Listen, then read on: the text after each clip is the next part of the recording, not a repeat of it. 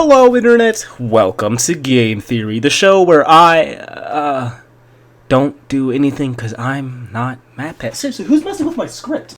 There's a reason that I've maxed 2 8-8 archers after I achieve 2k fame, and that is because the archer is a kick-ass class. Kick class, if you will. The bow classes are certainly the whole package. In terms of sheer unaided damage output, the archer and its sister class are unrivaled. They've got enough range to slip between the bullets of any shotgun, and enough armor to take a hit or two in the event of a mistake. For convenience purposes, the Archer and Huntress guides have been merged into one. I'll go into their singular difference in a later segment, but for now, let's talk about the Archer's weapon of choice, the bow.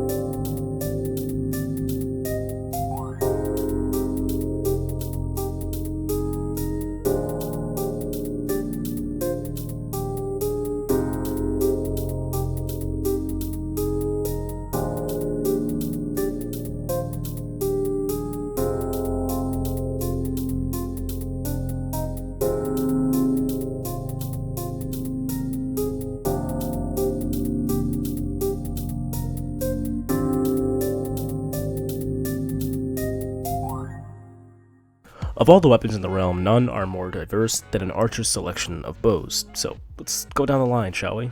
First, we have my go-to bow of choice, the leaf bow. With an impressive damage range of 115 to 170, and a blistering fire rate of 140%, the leaf bow flies high on the DPS charts from 7 defense to a staggering 99. This is where we start to see a bit of compromise, however. In return for the absurdity that is its DPS, it loses the ability to pierce, a small price to pay in my opinion. I'm not done yet. In addition to its wicked DPS, it also grants the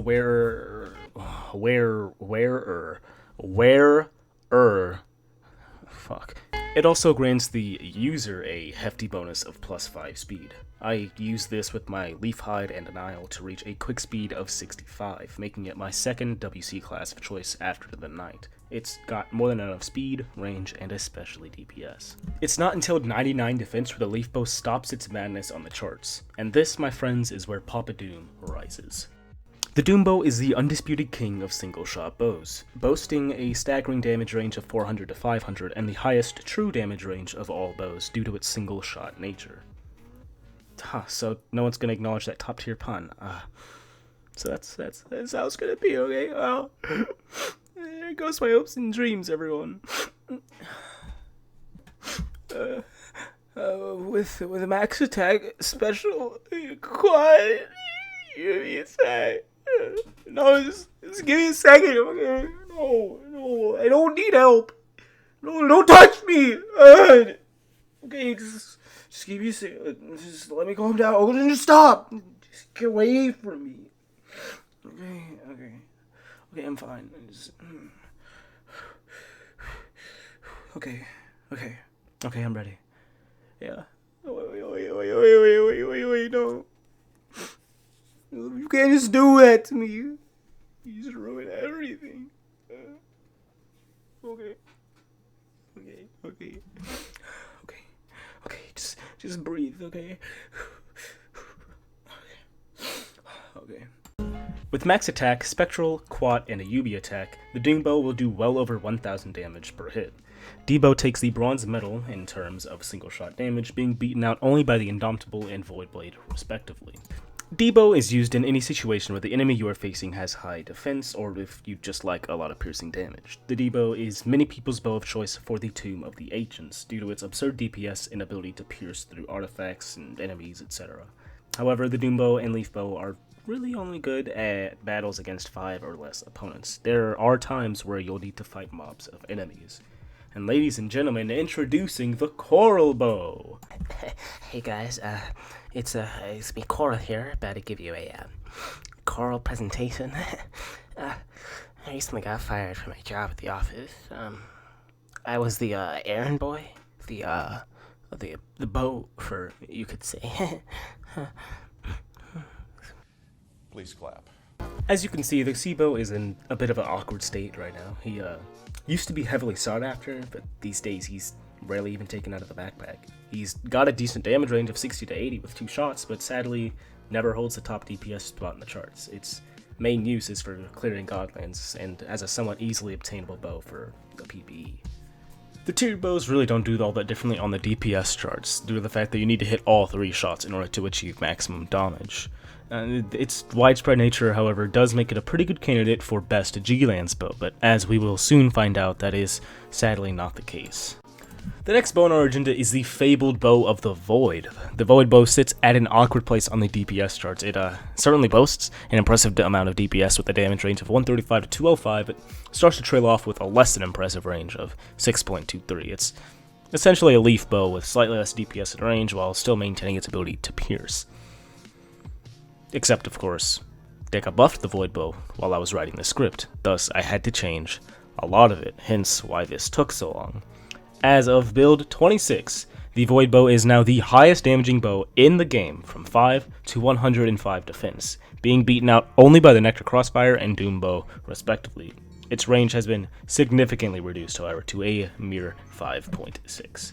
A special thanks goes out to literally fucking no one for the footage, because no one had a Void bow. it was pretty much... A bow I did obtain, however, was the Nectar Crossfire. That didn't fucking last long. Crossfire is my bow of choice for clearing the Godlands. Crossfire stands out as the only 4-shot bow in the game, giving it the highest DPS on low-def enemies, granted you hit all 4 shots. It's also got the intriguing ability to change its projectile spread. If you shoot a quiver, the Crossfire spread will change to a thinner or wider spread depending on which you had prior. And now, we reach the final bow at last, the 1000-shot. I personally do not own a 1000-shot, nor do I think I ever will. It's one of life's greatest mysteries. The T-shot does have an interesting gimmick. Its absolute absurd fire rate of 200%. This alone puts it on a level above all other bows, not because of its DPS, but because of the enjoyment one has from using it. Most people that have a T-shot report that even though they have better bows for different situations, they still use a T-shot because it's fun. And finally, with that, we finished discussing every significant bow. So now that that's out of the way, let's talk about the armors. Freaking Christ.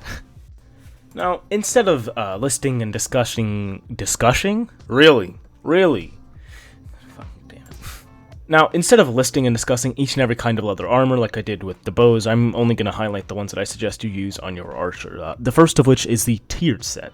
Each tiered leather armor gives you a healthy dose of defense and dexterity, further boosting the class's already staggering DPS.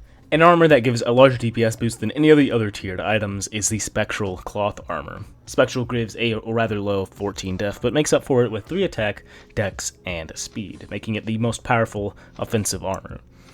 Except, of course, build 26 came out, thus fucking me in the ass once again. There is now another armor that I recommend you use on Archer, the Golem Garments. Once again, no footage, because I don't really do Lost Halls, but the Golem Garments is an insane armor. It gives 15 def and a staggering 8 attack. If you're going for a pure attack-based, DPS-based Archer, pick up a Golem Garments. But if you're not all about the DPS, I recommend you use a Leaf Dragonhide. Leaf Hide gives 13 def, 50 HP, 6 speed, and plus 3 whiz and vit. And with stats like those, I really don't feel like I have to explain how good it is.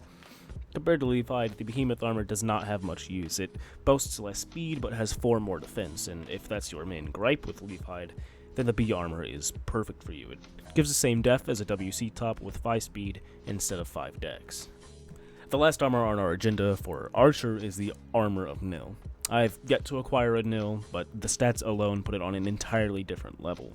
It grants the wearer an absurd 21 defense, while sacrificing 2 speed and dex. Just kidding, Deca decided to fuck up my script yet again. Nil no longer robs you of 2 dex and speed, making it essentially flawless.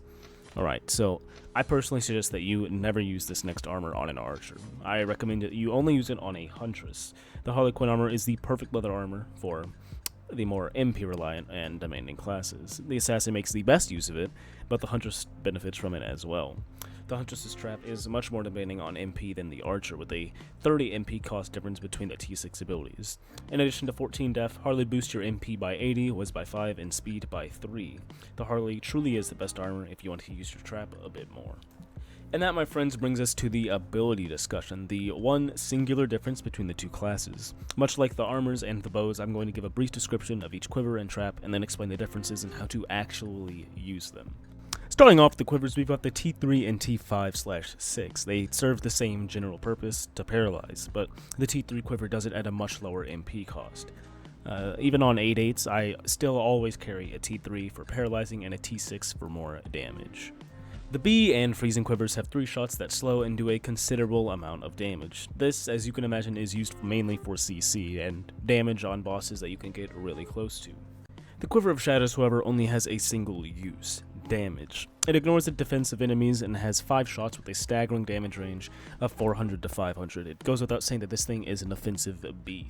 The Quiver of Thunder, affectionately referred to as the Quad, is possibly the most sought after quiver in the game. It is the only item in the game that has the ability to daze, dramatically lowering the amount of bullets an enemy can fire. Okay, seriously, who keeps changing everything in the game to ruin my script? It's like someone knows what I'm typing and is intentionally fucking all of it up. Christ. It does the most damage out of all single-shot quivers and gives more attack on equip than any of the others. The Quad truly is an offensive monster. For this, however, it sacrifices its ability to pierce, making it harder to truly aim than all the other quivers, especially true when considering its 6-second cooldown. If you miss a Quad, you're gonna be shit out of luck for a pretty long time. Unlike most T6 abilities, the Giant Catcher differs a fair bit from the Dragon Stalker. In addition to the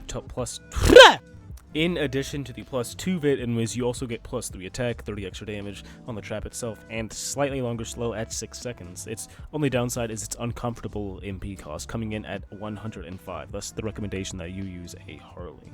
There is only one trap that has the ability to paralyze, and thankfully it's much more common than the WC top. The C-Trap is so popular that some people don't even have a swap out. It costs 100 mana, does the same damage as a T6, paralyzes for half the amount of time, and gives 2 speed and dex on equip. You really can't go wrong with the C-Trap. A trap that's nowhere near as common is the Vile Trap, spelled V-I-L-E, not V-I-A-L, like some assume when I talk about how badly I want it. The Vile Trap does great, good job. Fuck me in the ass without lube. Just take a giant fucking 3-foot horse stick and slam it up my ass. The Vile Trap drops from the ghost ship and serves one purpose: damage. Vile does an absurd 650 damage on activation, does not slow, and gives plus 3 attack and speed. It's also got the added bonus of 20 mana, so hey, not bad. In dungeons like the Mountain Temple, where you know exactly where the boss will be, you can stack several Vile Traps on top of each other and inflict massive damage, equivalent to several Debo shots in an instant. Its mana cost is slightly lower than all the other traps we've discussed so far at a mere 90. Special thanks to my boy Knifrix for the footage, means a lot, my guy, may he rest in peace. The trap with the lowest mana cost, not including T0 etc., is the Honey Tomb Snare, clocking in at a solid 65. With a decent pet, for instance a max rare, you can spam the hell out of this ability, pretty much perma-slowing anything on your screen. It's got the highest radius at 7 and slows for 3 seconds. It's pretty obvious that this should only be used for crowd control, considering its measly damage of 50, but it gets pretty good use on bosses. Due to its low MP cost, you can use it sooner if you're on low mana, plus you really don't have to aim. The Honey Trap is by far my favorite trap, which is why I was elated to get another one so recently. Of course, none of this will matter if you don't actually hit your target.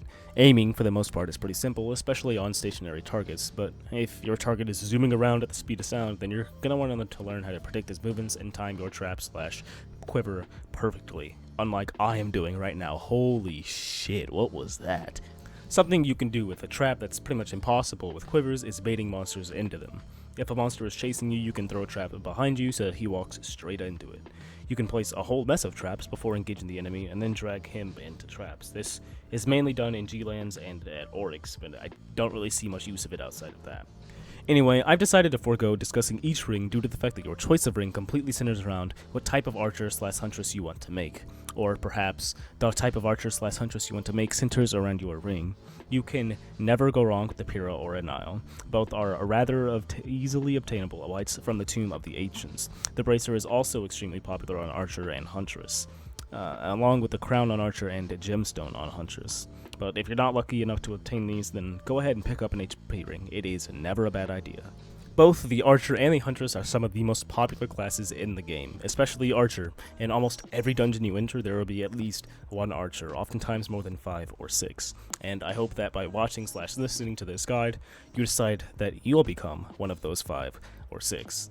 Thank you for the continued support, it means a lot to your boy. This video was several weeks or even months in the making, the script alone taking most of my time. Anyway, I thank all of you who stuck around during the short hiatus, and I thank all of you for watching, and of course, thanks for slaying those thoughts.